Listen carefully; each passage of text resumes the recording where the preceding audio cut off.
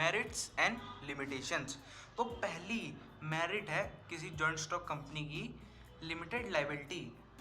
जितना भी पैसा किसी भी शेयर होल्डर ने इन्वेस्ट किया है कंपनी में, उसके ऊपर सिर्फ उतने ही पैसे की लायबिलिटी होती है। प्रॉफिट होगा तो भी उसी रुपए में होगा, उसी रुपए के हिसाब से होगा, और जितना लॉस होगा वो भी उसी रुपए के हिसाब से होगा। Second, transfer of interest. मतलब अगर कोई भी शेयर होल्डर ऐसा चाहता है कि जो भी उसके पास शेयर हैं वो किसी और को ट्रांसफ़र कर दिए जाएं, उसका कुछ पार्ट या फिर सारे सारे शेयर अगर किसी को ट्रांसफ़र कर दिए जाए तो पब्लिक लिमिटेड कंपनी में वो ऐसा कर सकता है। थर्ड मेरिट है कंटिन्यूटी ऑफ एग्जिस्टेंस।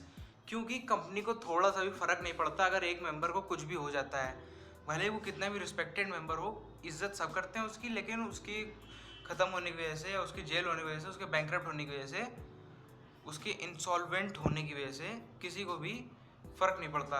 कंपनी को थोड़ा सा फ़र्क नहीं पड़ता कि कंपनी उसके कुछ भी होने से उसको कंपनी में बंद हो जाएगी, ऐसा नहीं, कंपनी वहाँ पे नहीं बंद होगी, कंपनी हमेशा के लिए चलती रहेगी। फोर्थ मेरिट है स्कोप ऑफ एक्सपेंशन।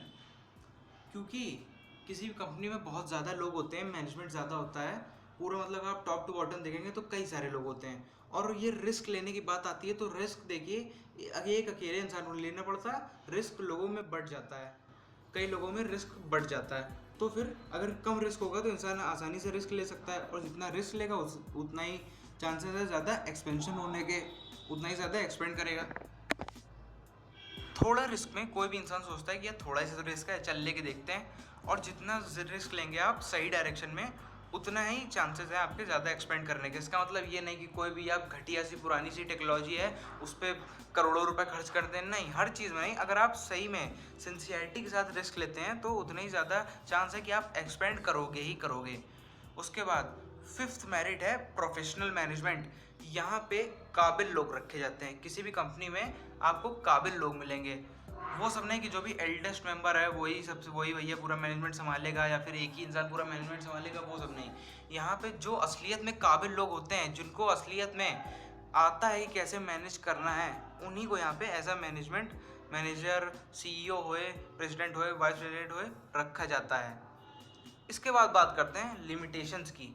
पहली लिमिटेशन है कॉम्प्लेक्सिटी इन फॉर्मेशन में कई सारे झमेले होते हैं, कई सारे रिस्क होते हैं, काफ़ी टाइम भी आपको लगता है और काफ़ी सारा पैसा भी इस पर खर्च करना पड़ता है इस फॉर्मेशन पे। तो ये इसकी थोड़ी सी लिमिटेशन है, जैसे कि मैंने एक कंपनी बन। सेकेंड लिमिटेशन है लैक ऑफ सीक्रेसी। क्योंकि किसी भी कंपनी का सीक्रेट होता है वो बहुत ज़्यादा लोगों में डिवाइड होता है, कि हर एक मैनेजमेंट को, टॉप मैनेजमेंट को तो एटलीस्ट पता ही होता है कि सीक्रेट क्या है कंपनी का, तो वो एक से दूसरे दूसरे तीसरे लीक होने के चांस ज़्यादा रहते हैं। लेकिन ये नहीं कह रहा मैं कि अगर कंपनी है तो उसमें सीक्रेट लीक होगा ही होगा। कई कंपनियाँ ऐसी भी हैं जिनका 100 150 सालों से आज तक सीक्रेट लीक हुआ ही नहीं, जैसे कोका कोला, पेप्सी, इन सब कंपनीज़ का आज तक सीक्रेट नहीं लीक हो पाया। लेकिन ज़्यादातर कंपनीज़ में सीक्रेट लीक होने का डर रहता है। थर्ड लिमिटेशन है इम्पर्सनल वर्क इन्वायरमेंट। जैसे कि और बिजनेस टाइप्स हैं, जैसे जॉइंट हिंदू फैमिली बिजनेस में तो आपको अपने लोगों के साथ बिजनेस करना है, जिनको आप बचपन से जानते हैं, हमेशा जानते हैं। लेकिन जब आप कंपनी में काम करते हैं तो आपको हर तरह के लोगों के साथ डील करना पड़ता है। वो अच्छे मूड का भी हो सकता है, ख़राब मूड का भी हो सकता है दिन भर जो उदास सा मुँह शक्ल लेके घूमता हो वो भी हो सकता है, कोई भी हो सकता है। तो लेकिन कंपनी में आपको इन सब के साथ काम करना पड़ता है। फोर्थ लिमिटेशन है डिले इन डिसीजन मेकिंग। अब जो भी डिसीजन होगा वो पहले टॉप मैनेजमेंट लेगा, फिर उसका और थोड़ा रिसर्च करी जाएगी, एनालिसिस होगा, ये होगा वो होगा, इसमें थोड़ा सा डिसीजन लेने में टाइम लग जाता है। लेकिन ज़्यादातर डिसीजन कंपनी के अच्छे ही होते हैं, कंपनी को आगे बढ़ाने में मदद करते हैं। फिफ्थ लिमिटेशन है ओलिगार्चिक मैनेजमेंट।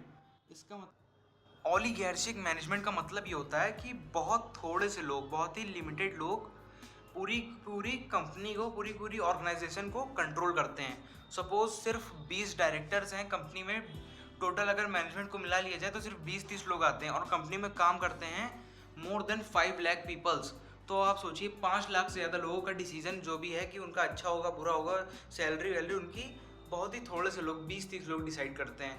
ये एक थोड़ा सा वीक पॉइंट होता है कंपनी का। उसके बाद कन्फ्लिक्ट इन इंटरेस्ट।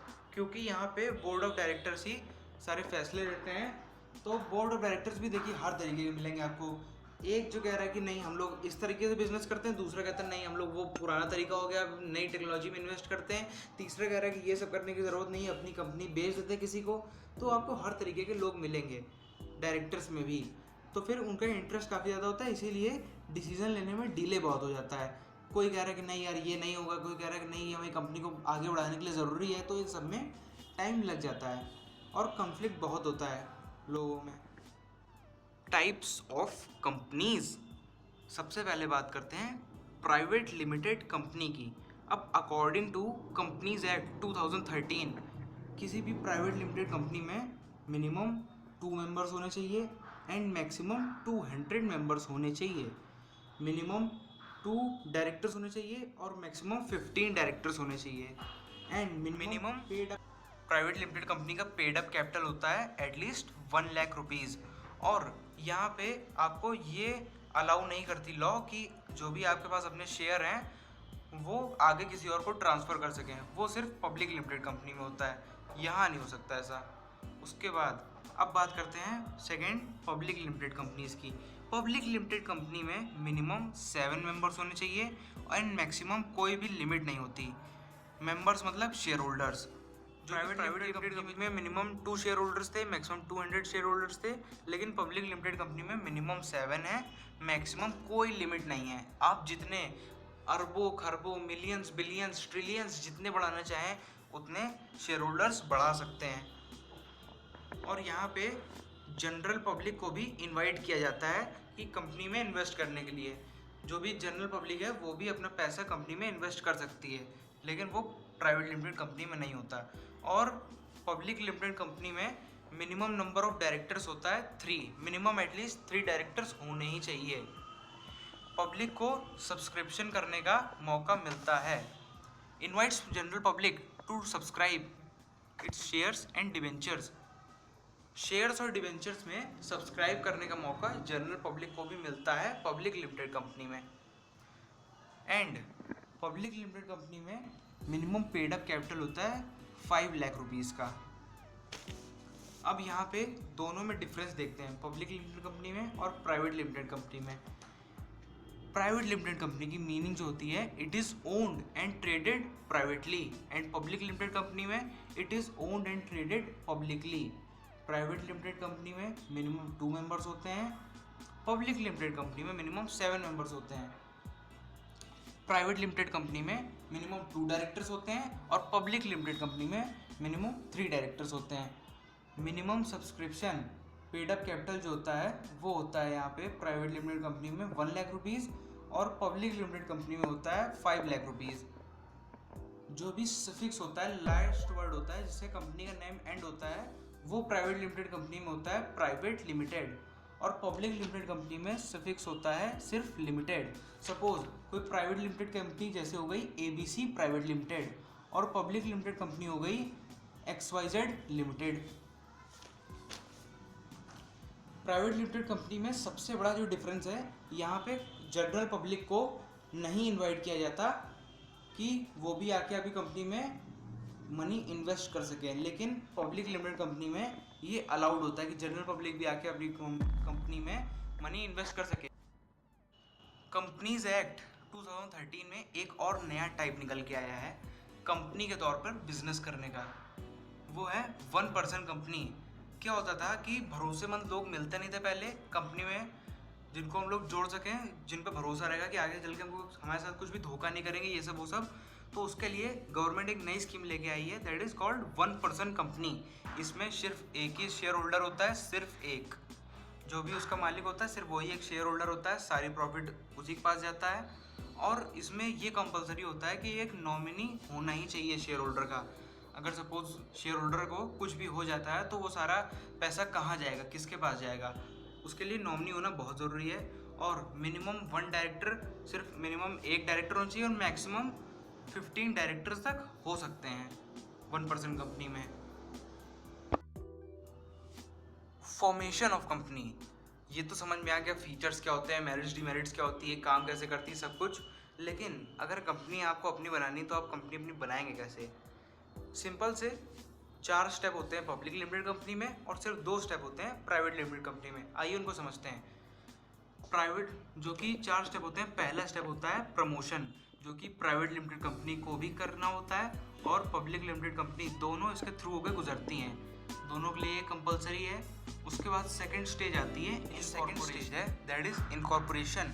ये पब्लिक लिमिटेड कंपनी के लिए भी और प्राइवेट लिमिटेड कंपनी के लिए, दोनों के लिए कंपलसरी होता है। और लेकिन जब ये स्टेज कंप्लीट हो जाता है तो उसके बाद एक सर्टिफिकेट मिलता है, that is called certificate of incorporation. जैसे ही वो हाथ में आता है उसके बाद प्राइवेट लिमिटेड कंपनी अपना बिजनेस चालू कर सकती है, लेकिन पब्लिक लिमिटेड कंपनी नहीं कर सकती। पब्लिक लिमिटेड कंपनी को 2 और स्टेजेस से गुजरना पड़ता है। थर्ड स्टेज है capital subscription and fourth is commencement of business. जब फाइनली ये चारों स्टेज कंप्लीट हो जाती हैं तब पब्लिक लिमिटेड कंपनी अपना बिजनेस कर सकती है।